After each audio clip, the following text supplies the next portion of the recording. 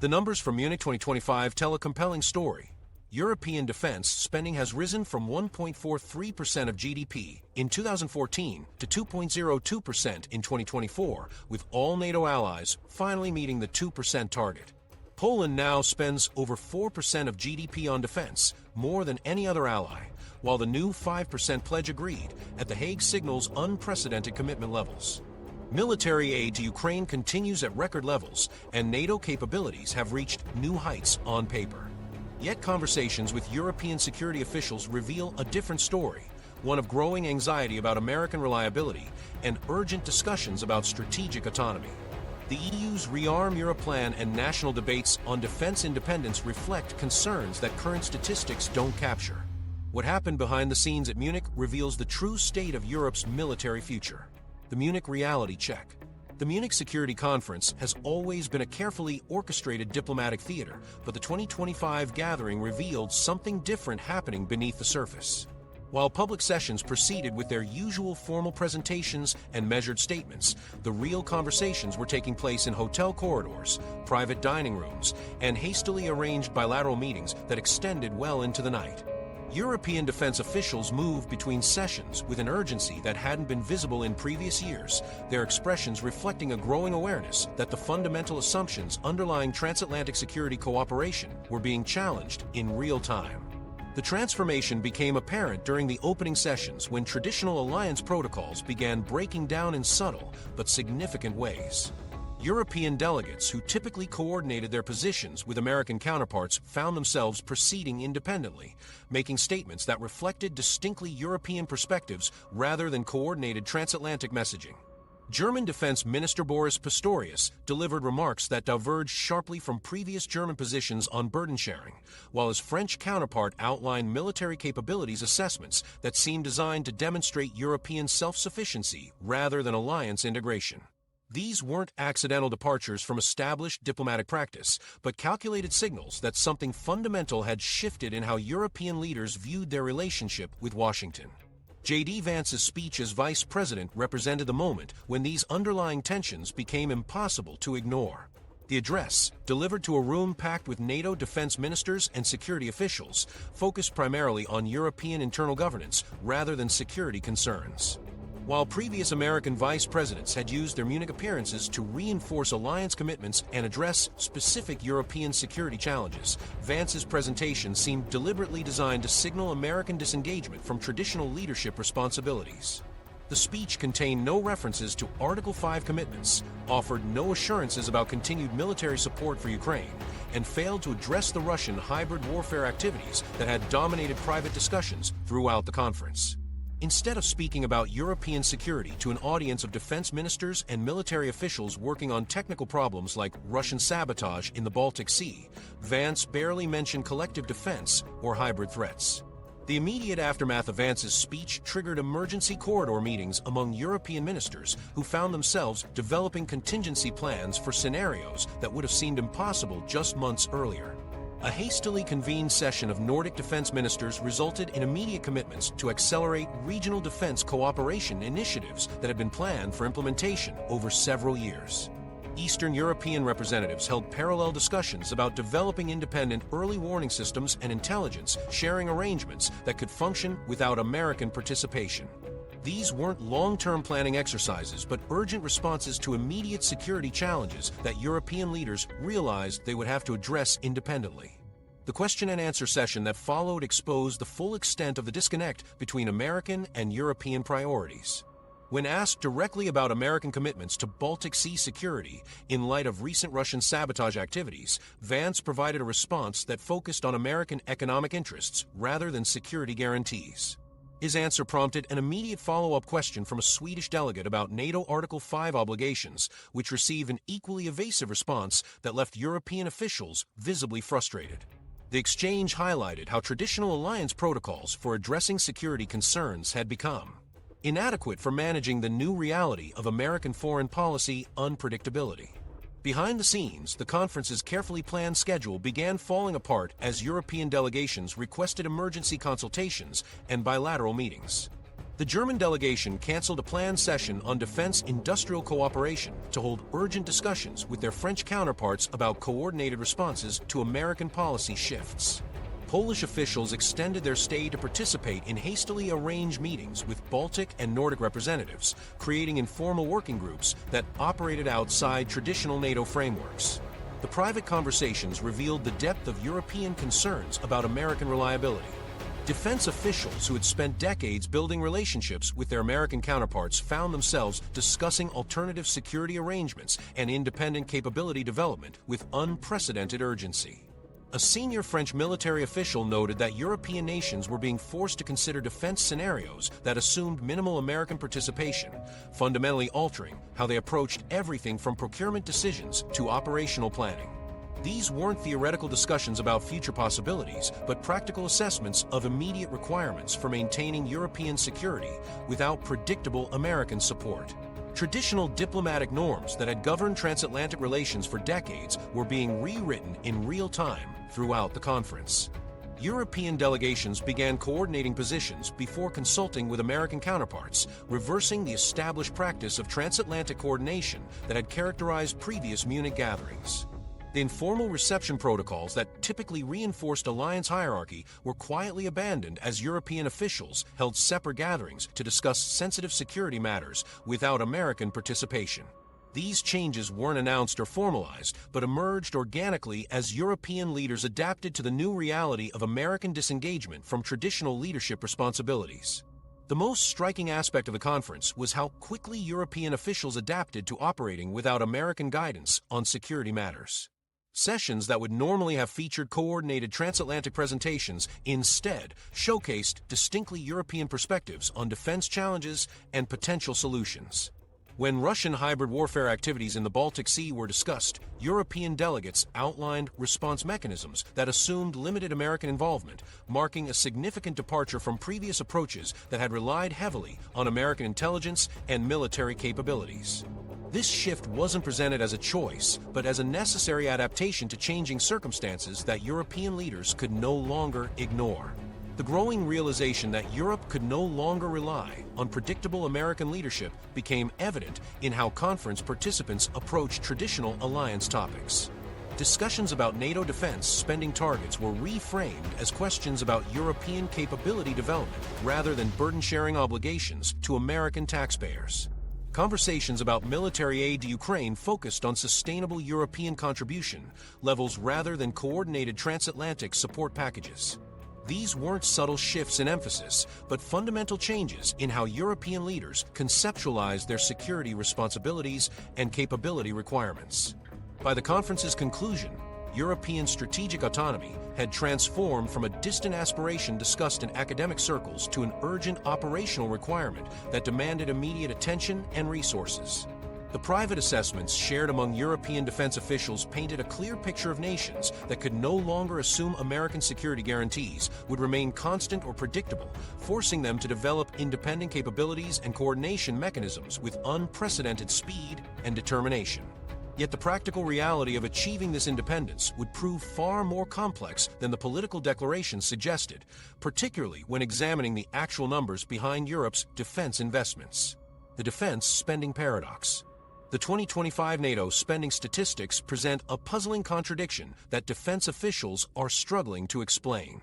23 NATO allies now meet or exceed the 2% GDP defense spending target, compared to just 3 nations in 2014. European allies and Canada have increased their combined defense investment from 1.43% of GDP in 2014 to 2.02% in 2024, representing over $430 billion in annual spending. Poland leads this surge with defense expenditure exceeding 4% of GDP, while Germany, France, and the United Kingdom have all substantially increased their military budgets. Yet despite these record-breaking investments, European security vulnerabilities remain glaring and in some cases have actually worsened. The new commitment agreed at The Hague represents an even more dramatic escalation. NATO allies pledged to invest 5% of GDP by 2035, including 3.5% for core defense requirements and 1.5% for defense-related spending covering critical infrastructure protection and industrial base strengthening. This target more than doubles existing guidelines and demonstrates European willingness to shoulder unprecedented financial burdens in response to Russian aggression and American pressure. However, the capability gaps that prompted this massive spending increase persist despite years of sustained investment growth. The fundamental problem lies in how European nations are translating financial commitments into actual military capabilities. Germany plans €329 billion in defense spending by 2035 to reach the 5% GDP target, yet the Bundeswehr still faces critical shortages in ammunition, spare parts, and operational equipment. France has maintained defense spending above NATO targets for years, but French military officials privately acknowledge that their forces would struggle to sustain high-intensity operations for extended periods without American logistical support. The United Kingdom's defense budget has grown substantially, yet British naval capacity remains insufficient to secure vital shipping lanes independently. These capability shortfalls become more troubling when examined against the backdrop of European defense procurement patterns. A significant portion of increased European defense spending flows directly to American defense contractors rather than building indigenous European capabilities. The F-35 fighter program alone absorbs billions in European defense budgets while creating minimal European industrial capacity or technological independence. German orders for American Patriot missile systems, Dutch purchases of American air defense platforms, and widespread European reliance on American satellite communications systems demonstrate how current spending patterns may actually increase rather than reduce dependence on American military technology. The bureaucratic obstacles preventing efficient defense procurement represent another critical factor limiting the effectiveness of increased spending. European defense ministries operate under procurement regulations designed for peacetime efficiency rather than wartime urgency, creating approval processes that can extend equipment acquisition timelines by years. German defense procurement procedures require multiple parliamentary approvals and extensive environmental assessments that delay critical capability developments. French military officials report that bureaucratic requirements for competitive bidding processes prevent rapid acquisition of urgently needed systems. These procedural constraints mean that increased defense budgets often translate into longer procurement timelines rather than faster capability development. Industrial bottlenecks present even more fundamental challenges to European defense capability development. The European defense industrial base has struggled to scale up production capacity to meet rising demand since 2022, creating significant supply chain constraints that limit the effectiveness of increased spending. Artillery ammunition production remains a particular concern, with European manufacturers unable to meet current demand levels despite substantial orders and financial commitments. The limited capacity of European shipyards to produce naval vessels quickly enough to replace aging fleets means that increased spending cannot immediately translate into enhanced maritime capabilities. The timeline challenges facing European defense industrial capacity expansion reveal the long-term nature of the capability development problem. Building new production facilities for complex military systems requires years of investment and development before reaching operational capacity. European defense companies report that establishing new ammunition production lines takes approximately 3 years from initial investment to full production capability. Aircraft manufacturing capacity expansion requires even longer timelines, with new production facilities typically needing 5 to 7 years before reaching full operational capacity. These industrial realities mean that even massive immediate investments in defense spending cannot quickly resolve current capability gaps. The strategic implications of current European defense investment choices raise serious questions about long-term autonomy prospects. European nations continue to prioritize interoperability with American systems over developing independent capabilities, creating procurement decisions that maintain technological dependence even as spending increases. The choice to purchase American rather than European air defense systems may provide immediate capabilities but undermines long-term strategic autonomy by maintaining reliance on American maintenance, upgrades, and technological support. Similarly, European investments in American satellite communications and intelligence systems create dependencies that could prove problematic if American support becomes unreliable. Defense inflation represents another factor limiting the effectiveness of increased European military spending. Defense sector inflation consistently outpaces general economic inflation, meaning that nominal spending increases often yield modest real capability gains. The limited competition in defense markets and lack of economies of scale in European production contribute to market rigidities that push up costs and prices. A senior German defense official noted that procurement costs for identical systems have increased by 40% since 2022, effectively reducing the capability gains from increased spending. These inflationary pressures mean that even the dramatic spending increases represented by the 5% GDP target may not translate into proportional capability improvements. The European Union's response to these challenges includes allowing member states to raise defense spending by 1.5% of GDP annually for 4 years without triggering deficit disciplinary measures, along with creating a €150 billion arms fund using joint EU borrowing for defense projects. While these measures facilitate increased spending, they do not address the fundamental industrial and bureaucratic constraints that limit capability development effectiveness. The creation of financial mechanisms for defense spending does not resolve the underlying problems of production capacity, technological dependence, and procurement efficiency that prevent European nations from achieving security autonomy. The lack of transparency surrounding the new capability targets announced as part of the NATO defense planning process compounds these problems. The classified nature of these targets means that defense budgets designed to address specific capability requirements are developed without public scrutiny or democratic oversight. This opacity undermines responsible resource management and makes it difficult to assess whether increased spending actually addresses the most critical security vulnerabilities facing European nations. Private assessments from European defense officials reveal deep concern that current spending levels, despite their historic scale, may prove insufficient for achieving true strategic independence.